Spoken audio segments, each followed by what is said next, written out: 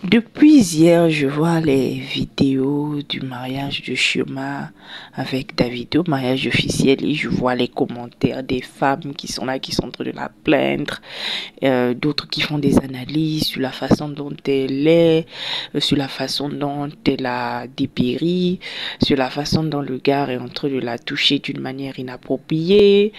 Ils font des commentaires sur la vie passée du gars ou tout ce que elle a eu à endurer et qu'ils disent que ce sera pire dans le mariage. Écoutez, mesdames, vous savez, tout le monde ne peut pas être sauvé. Franchement, tout le monde ne peut pas être sauvé. Il y a des gens ici sur cette terre, quand ils arrivent sur la terre là, elles ne viennent pas pour vivre heureuses. Elles ne viennent pas pour le bonheur. Elles ne viennent pas pour la joie. Elles viennent pour supporter, pour endurer, pour... pour elles viennent au fait pour que leur vie soit racontée comme des histoires sordides, des histoires tristes, des histoires malheureuses. Vraiment des histoires terribles.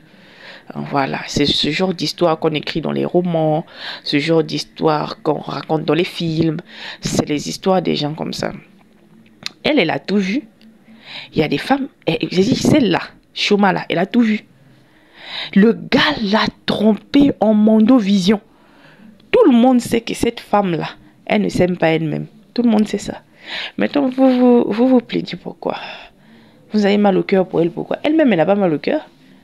Elle-même, elle n'a pas mal au cœur. À l'heure là, elle a un bon gynéco, un bon psychologue. Oui. C'est ça. Parce qu'elle-même, elle sait dans quoi elle s'est mis. Elle sait dans quoi elle s'est mis.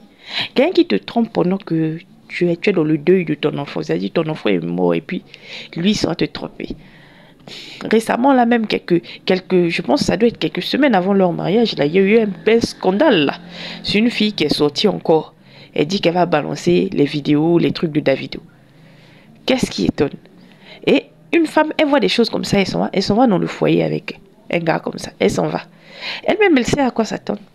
Il y a des femmes ici, l'infidélité pour elles, ça ne leur fait rien.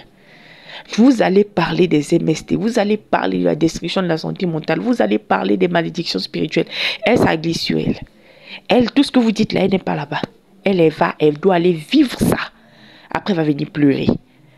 Vous voyez un peu? Il y a des go, elles aiment la Bastille, elles aiment la baston. Donc vous êtes là comme ça, vous allez dire non, il ne faut pas rester avec un homme violent, il peut faire ci, il peut faire ça. Vous allez tout dire. Elle n'est pas là-bas. Elle n'est pas là-bas. Elle doit aller faire. Elle doit entrer dans ça. Comme ça, quand ça va cuire là, on va raconter son histoire. Vous pleurnichez pourquoi? Au fait, il y a certaines femmes, il ne faut pas les plaindre, au fait. Il ne faut pas les plaindre. Et pour d'autres femmes, tant qu'il y a de l'argent, elle est capable de tout supporter. Tant qu'il y a l'argent, c'est-à-dire pour elle, l'homme qui a l'argent là, l'argent de l'homme couvre tous les mauvais comportements et les mauvais caractères de l'homme. Elle est capable de tout supporter. Elle a le dos pour supporter tout ce que l'homme lui fait. Il suffit juste qu'il ait l'argent. C'est tout. Maintenant, vous vous mettez à vous plaindre ou à vous morfondre sur le cas de Chioma. Elle sait ce qu'elle fait. Elle sait ce qu'elle fait. Elle sait qu'elle a choisi. Ne pensez pas que, oh non, elle a un plan derrière la tête. Elle n'a pas de plan derrière la tête. Elle a vendu sa dignité sur l'autel du mariage. Elle s'est sacrifiée sur l'autel du mariage. Elle s'est sacrifiée sur l'autel des relations amoureuses. Elle s'est sacrifiée sur l'autel de l'argent. Il y a beaucoup de femmes qui vendent leur dignité à coups de millions, à coups de milliards. Il y a beaucoup de femmes ici, quand leur gars leur trompe, quand elle se fait tromper par son gars, elle compense avec un cadeau, elle compense avec de l'argent, elle compense avec une voiture, elle compense avec un terrain, elle compense avec beaucoup de choses, au détriment de sa santé physique et mentale, au détriment de son honneur et de son respect. Donc le gars est là, il sait seulement que si j'ai une certaine somme d'argent, je peux la tromper sans qu'il y ait de représailles. Et des gens comme ça, vous vous souciez de vous, vous souciez d'elle pourquoi? Elle sait ce qu'elle fait. Elle sait ce qu'elle fait. Il y a des gens ici, conseil ne va pas entrer dans leur tête. Tu vas lui dire, hé maman, de toute façon, tu es avec le gars infidèle, là, un jour tu vas tomber malade. Tu lui dis ça, là, il ne va pas écouter. Elle va pas écouter parce qu'il faut que tes propos soient corroborés. Il faut qu'il y ait un exemple qui accompagne ton conseil. Donc, elle sera l'exemple qui va accompagner ton conseil. Tu vois, non? Quand on dit aux femmes ici, ah, évitez les hommes violents, hein, vous pouvez déjà. Hein? Mais il y a des exemples qui accompagnent ce conseil-là. Et les gens qui doivent servir des hommes pour accompagner ce conseil, c'est les gens comme les chiomas, comme ça. C'est ces gens-là. Donc, comprenez, celle-là, elle se sacrifie pour que nous, on puisse tirer des leçons.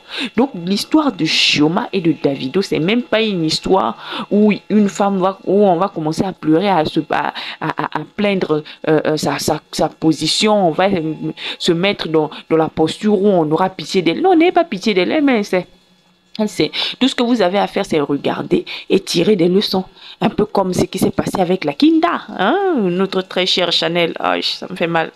Voilà, tirer des leçons. Voilà, vous voyez, vous écoutez, vous tirez des leçons. Parce que tout cela, on leur a parlé. On n'écoutait pas. Il y a des gens qui les ont conseillés et n'ont pas écouté. Tirer seulement des leçons. C'est de ça qu'il s'agit.